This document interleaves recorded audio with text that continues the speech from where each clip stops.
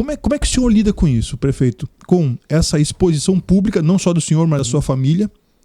E como que o senhor lida com isso de uma maneira psicológica, né?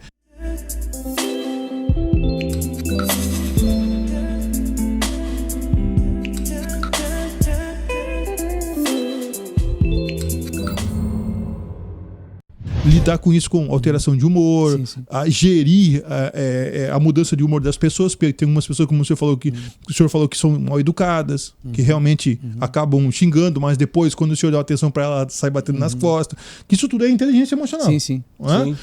Como é que você vê isso? Ao contrário, pessoas que automaticamente não estão nem aí, e o poder que realmente elas estão interessadas, e esses poucos políticos, eu me arriscaria a dizer, que realmente são aqueles que a gente pode contar, que a gente pode se orgulhar deles.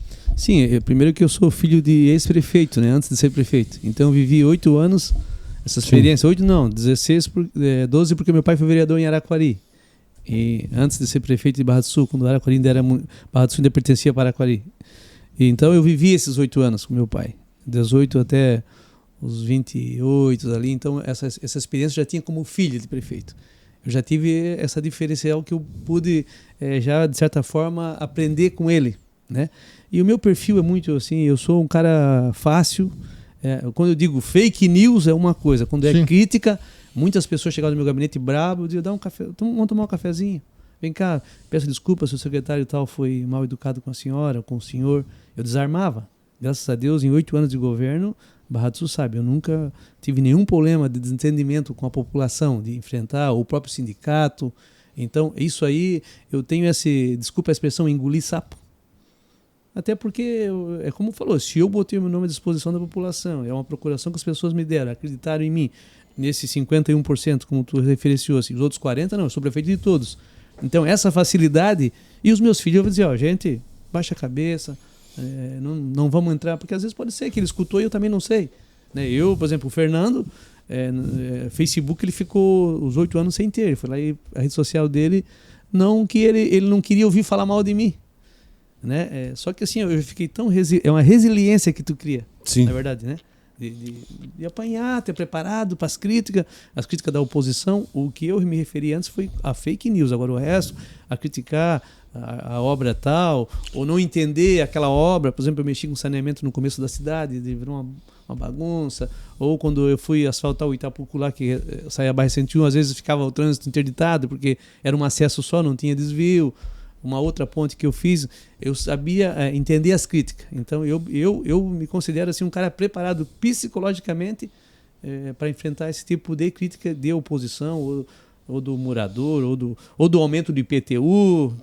Né? Então, essa parte, assim, graças a Deus, eu consegui. Por isso que eu digo que eu nasci para ser homem público. Porque eu nunca tive esse desgaste de estar em vias e fatos, nunca tive nenhum problema nesse sentido. Às vezes sentia, às vezes em casa aquilo descia assim meio, né? Às vezes os caras pensavam, puxa, a vida exagerou. Mas essa é uma parte que o verdadeiro político tem que estar preparado para isso, né? E a vida pessoal, às vezes o cara também erra. Só que tu tem que ser avaliado como gestor, né? A tua gestão, a tua administração. E eu fui, repetindo, né?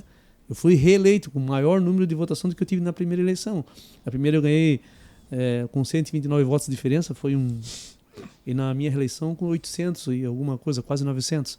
Que para a cidade, proporcionalmente... Muito proporcionalmente falando, é uma eleição de alguns milhões de votos aqui em Joinville. Então, nessa parte, assim, eu graças a Deus, eu consigo, psicologicamente, estou preparado para receber crítica.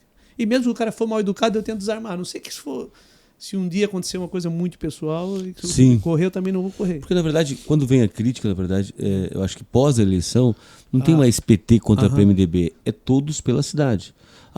O Adriano isso de uma maneira ideal, né? Sim. Mas ele está certo, o Adriano está certo, eu entendi o que ele quis chegar. Sim. Agora, eu já percebi que o senhor tem então esse manejo. Agora, eu queria que o senhor, se o senhor puder falar, de repente, por trás dos bastidores, o que a gente vê aqui?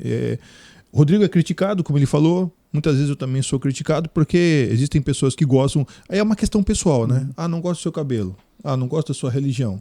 Mas o cara não vê. O Rodrigo, por exemplo, eu era coordenador de um curso de psicologia, a gente atendia a Clínica Escola, e a Clínica Escola atende a comunidade de uma maneira gratuita.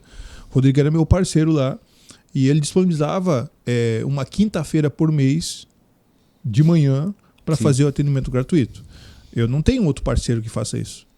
Eu não tenho outro médico psiquiatra que doe uma manhã inteira para atender os pacientes. Então, critica ou não critica o Rodrigo, isso não vai tirar isso dele. Mas tem pessoas que não vão gostar dele. Então, se eu olhar as coisas que ele faz, não posso dizer que ele não faz. Super acessível, trabalha com projeto social, está aí visitando um monte de lugar, faz palestra de graça. Então, como é que eu posso criticar ele nesse sentido? Mas tem gente que não vai gostar do cabelo dele. Tem gente que vai achar que ele é...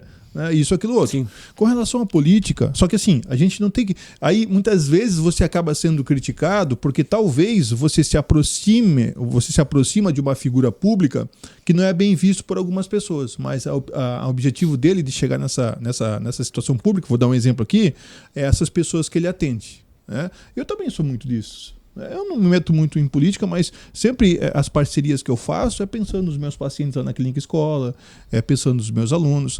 Agora, com relação ao senhor prefeito, quando o senhor é eleito, a gente sabe que depois da eleição tem outro caminho a percorrer. E não é só com a população. São as famosas alianças, você lidar com esses partidos X, Y, Z, com o interesse de não sei quem. Porque quando a gente vira uma figura pública, você não é ninguém. Agora, você ganhou a eleição, cara, os holofotes estão vindo em cima de você. Você virou um referencial para esses 12 mil pessoas que são debaixo de você.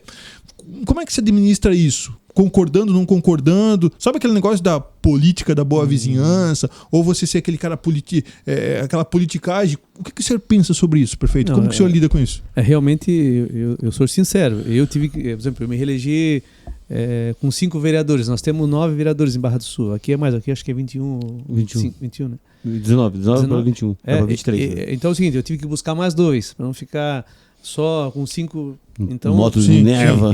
Não, isso realmente eu não vou ser agora aqui. Não, eu consegui, eu era o tal, era o gestor. Não, eu tive que buscar mais 2 na época.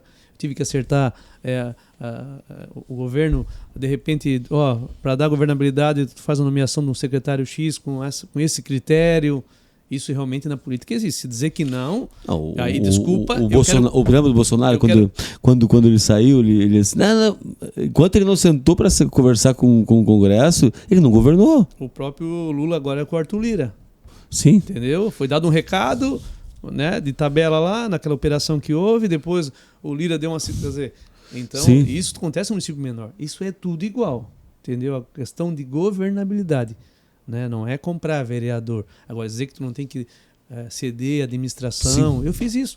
E às vezes cedia, daqui a pouco a pessoa indicada não estava correspondendo também de emitir. Briguei também com o vereador da minha base. Briguei, que eu digo, no sentido político. Então, assim, isso existe, tá?